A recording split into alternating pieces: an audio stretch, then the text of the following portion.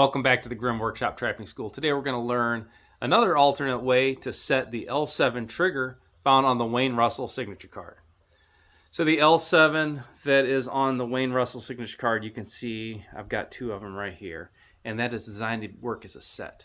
So one component is going to be fixed to the ground. The second component is going to be attached to your spring engine.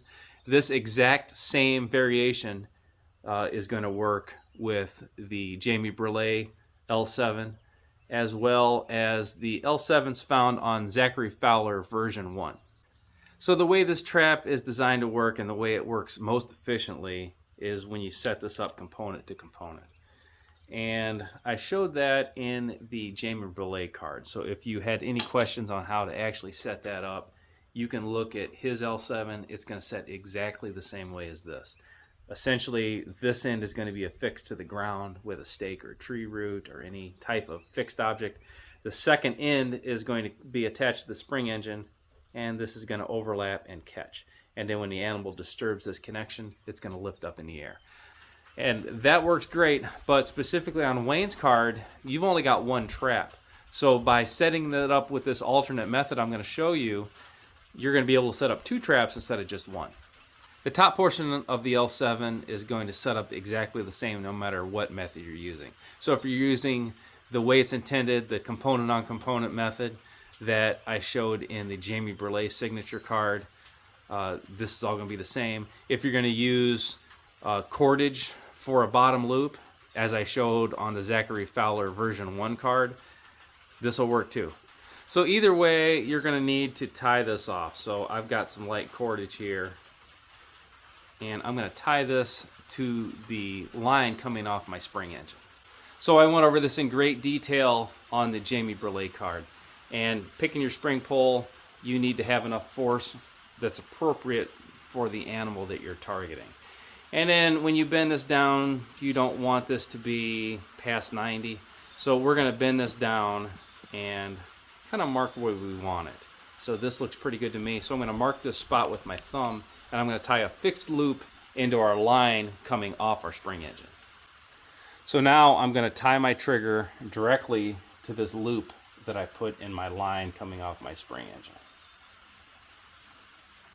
There's our fixed loop to determine the height and our trigger component tied to the loop.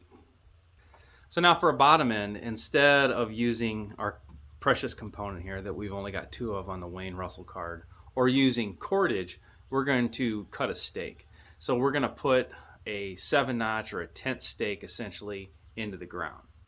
So what we're going to essentially cut is a tent stake, or the bottom portion of an L7. And remember, an L7 is a primitive trap, so you can do all this stuff with a knife. So this is the bottom portion, and this is the top portion of a carved L7. And you see how they mate together. So we have eliminated this top portion, and we're going to use the components off one of the trap cards. And we just need to replicate this simple stake. So you can do this with a knife, you can do this with a saw if you've got one, but this is pretty basic and pretty easy to carve. So it does not need to be this fancy, but it does need to be sized appropriately. This is too large for this trap component. So on the one behind me, I just made a small shelf, cut it in with my knife, and that's going to help us set the trap. So you can see I just did a quick modification of my stake I already had, and I've just got a small step right here. And that's just a very, very small 7-notch, and that's going to be enough to set the trap. So to get this set, I'm going to pull down on the spring engine, go ahead and set that on the stake, and then ease up. So like all the spring snares, this is going to tie into our snare loop, and it's going to be placed on the animal trail.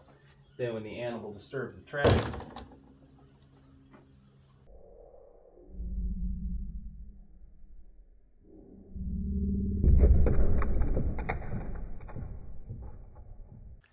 the tent stake technique is actually one of my favorite ways to set these traps. The sensitivity is on par with going component to component. And as long as I'm not injured and as long as I have a sharp tool of any type, I'm able to make a tent stake and double the traps that I'm carrying with me.